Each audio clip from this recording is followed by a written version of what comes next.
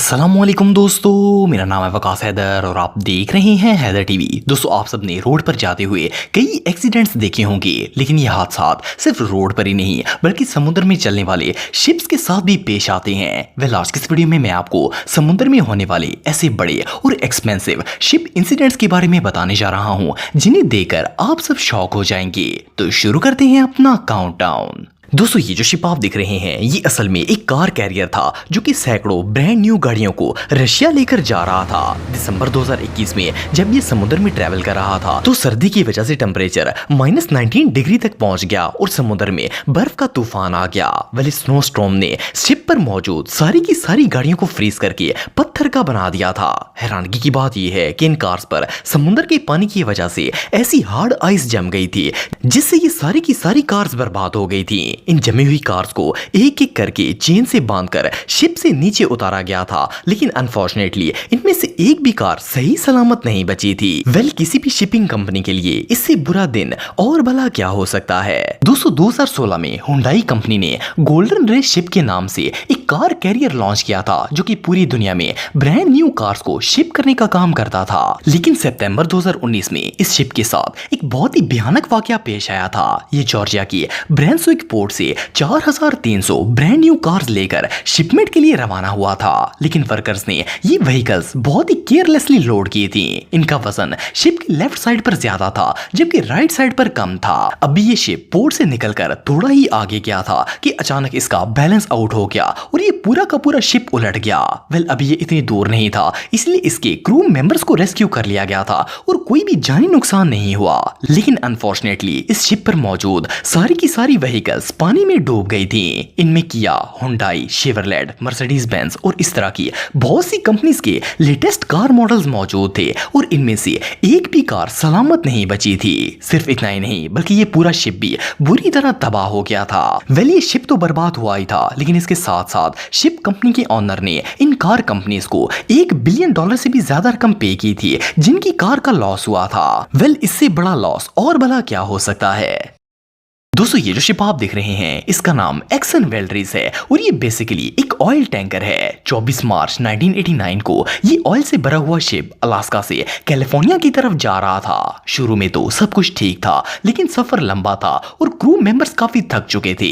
Well, इसी वजह से इन्होंने शिप के नेविगेशन सिस्टम को प्रॉपर्ली सेट नहीं किया था। इनकी इस मिस्टेक की वजह से शिप ने अपना रुख प्रिंस विलियम साउंड की तरफ मोड़ लिया था। प्रिंस विलियम साउंड एक बहुत ही रिमोट एरिया है जो कि पथरीले रास्तों से भरा हुआ है। जैसे ही इनका शिप इन रॉक्स के साथ टकराया, इसके टैंक में सुराख हो गया और इसमें से ऑयल लीक होना स्टार्ट हो गया।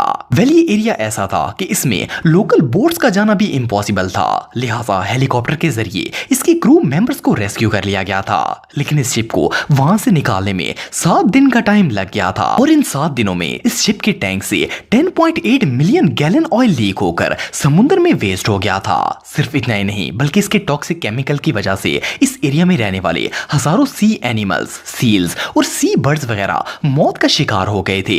इस पूरे डिजास्टर में इस शिप कंपनी को आज के दौर के हिसाब से $6.3 बिलियन का नुकसान हुआ था। वेल, इसे अमेरिका का सबसे बड़ा इन्वायरमेंटल और फाइनेंशियल डिजास्टर माना जाता है। दोस्तों, मार्च 2006 में हुंडई का बनाया गया एक कार्गो शिप सामान समेत यमन से गुजर रहा था। ये एक बहुत ही ह्यूज शिप था जिसकी लंबाई 900 फुट से ज्यादा थी। ये कार्गो शिप कंटेनर से भरा हुआ था। वेल, पहले तो सब कुछ नॉर्मल जा रहा था, लेकिन अचानक शिप के पिछले हिस्से में एक जोरदार धमाका हुआ और शिप में आग लग गई। इस आग के शोले आसमान तक जा रहे थे और पूरा आसमान काले धुएं से भर गया था। इसके क्रू मेंबर्स ने फौरन अथॉरिटीज को कॉल की, लेकिन ये लोग जिस एरिया में मौजूद थे वहां पर पहुंचना आसान काम नहीं था।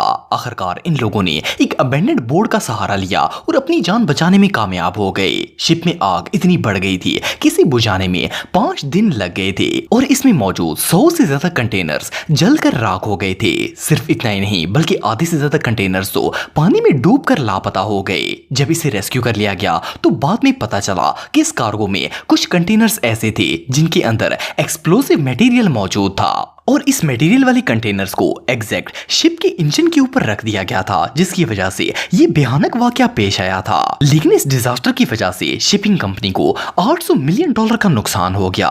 एनीवे, जो भी हो, ये इंसिडेंट सच में टेरिफाइंग था। दोस्तों जून 2013 में मोल कंफर्ट नामी एक कंटेनर शिप सिंगापुर से सऊदी अरेबिया की तरफ जा रहा था। जब ये यमन में से गुजर रहा था तो समुद्र में एक बहुत बड़ा तूफान आ गया।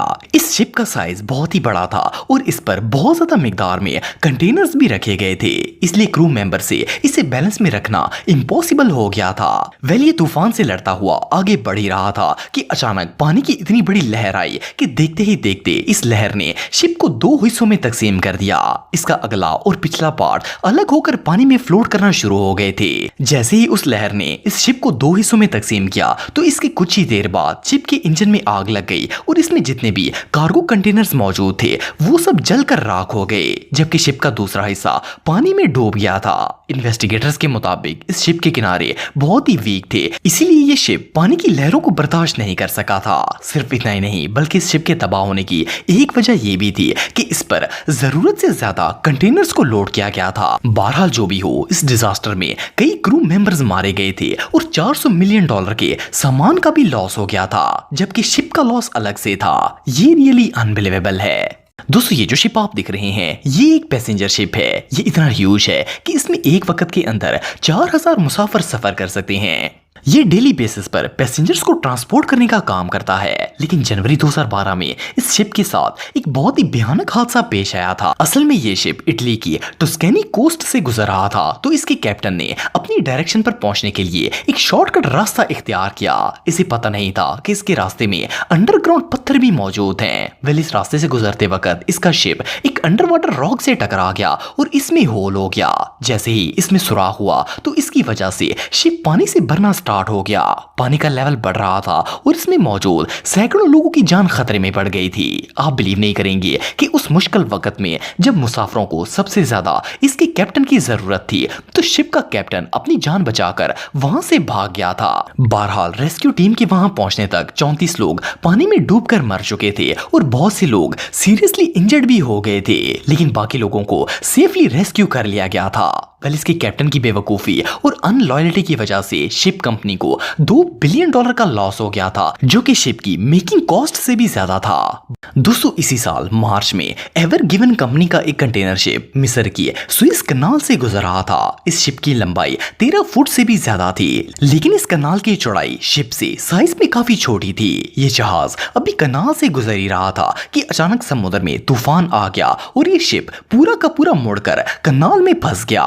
इस शिप ने मिस्र की पोर्ट पर जाने वाले पूरे रास्ते को ब्लॉक कर दिया था, जिसकी वजह से वहां आने वाले सारे शिप्स एक एक करके स्टक होना शुरू हो गए थे। आपको जानकर हैरानगी होगी कि देखते ही देखते इस कनाल में 370 शिप्स जमा होकर बुरी तरह फंस गए थे। ये समुद्र में लगने वाला सबसे बड़ा ट्रैफिक जैम था। इस स्टक शिप को निकालने में ऑलमोस्ट एक हफ्ता लग गया था और ट्रांसपोर्टेशन बंद होने की वजह से सैकड़ों शिप्स का लॉस हो गया था। आप बिलीव नहीं करेंगे कि एवर गिवन कंपनी को इस हादसे की वजह से $9.6 बिलियन का लॉस हो गया था। ये इंसिडेंट वाकई में किसी डिजास्टर से कम नहीं था। तो दोस्तों आज के लिए बस इतना ही। उम्मीद आपको वीडियो पसंद आई होगी। अगर आप मुझे इंस्टाग्राम पे फॉलो करना चाहते हैं तो दी हैदर टीवी पे आप मुझे फॉलो कर सकते हैं। मिलता हूं आपसे नेक्स्ट वीडियो में, तब तक के लिए अल्लाह हाफिज।